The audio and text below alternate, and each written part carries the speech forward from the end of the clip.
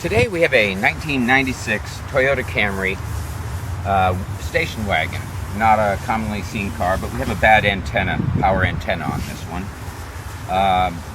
The mast has been broken off, so we don't know what we're starting with here. In many cases we can go through the steps that if the mast is bent or broken or not going up and down. But we're going to take our small needle nose pliers and fit it into the grooves on the top of this screw at the top of the mast, and we're going to unscrew this screw. This is usually easier when with the mast broken off, but that causes other problems. Also, you have to be very careful when you're on this screw that you don't slip off and scratch the side of the vehicle with your pliers. But we're going to remove this screw.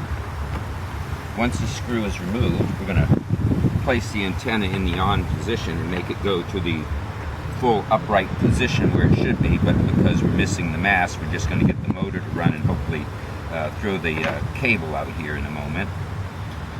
Let's see what we can get.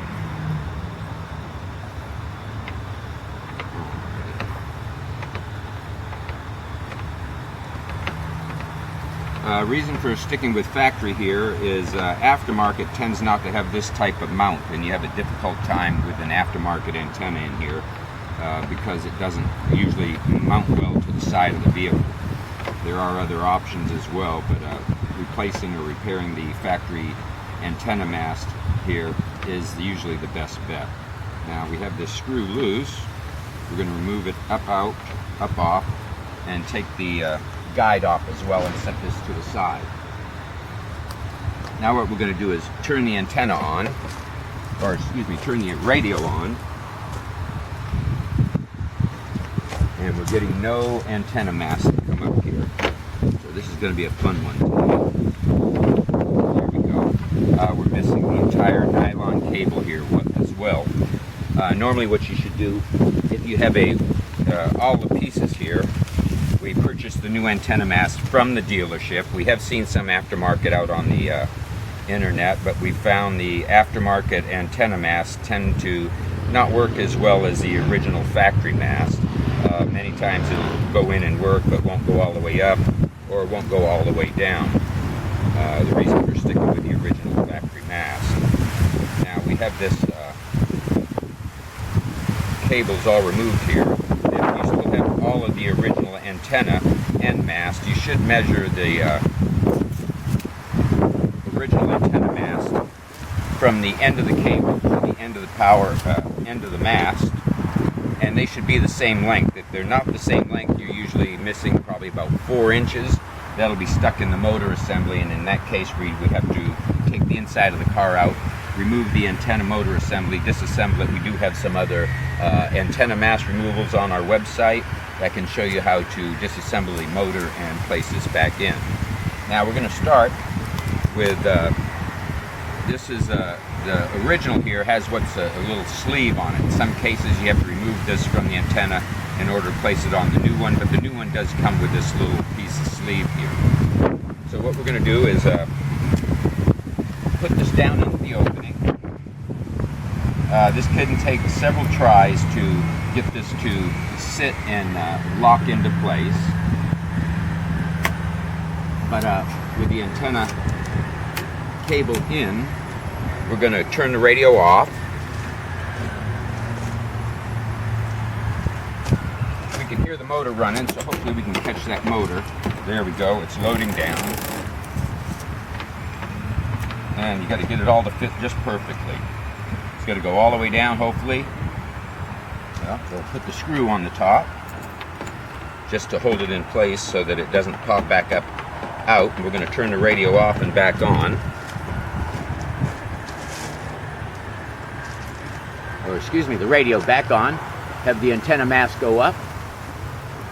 With the nut on the top, it will not push up out of the assembly, and we're going to turn the antenna back off and see if it seats all the way down the second time. This is going to tell us whether or not there's something stuck in the motor assembly. And at this point, I'm going to say yes, there is something in the antenna. There's still a piece of cable broken off in the antenna. That's the reason why this is not going all the way down. But in most cases, if you get lucky, it goes all the way down. You place the guide on the outside and put the nut back in, and you're set to go. In this case, we're removing the antenna assembly and starting all over. But first, before we start that, we're going to pull out the new antenna mast. This will come out just like the original. If you still have the original here, we're going to go to the full up position. It'll keep pulling, and you can pull this cable right up out of the motor assembly.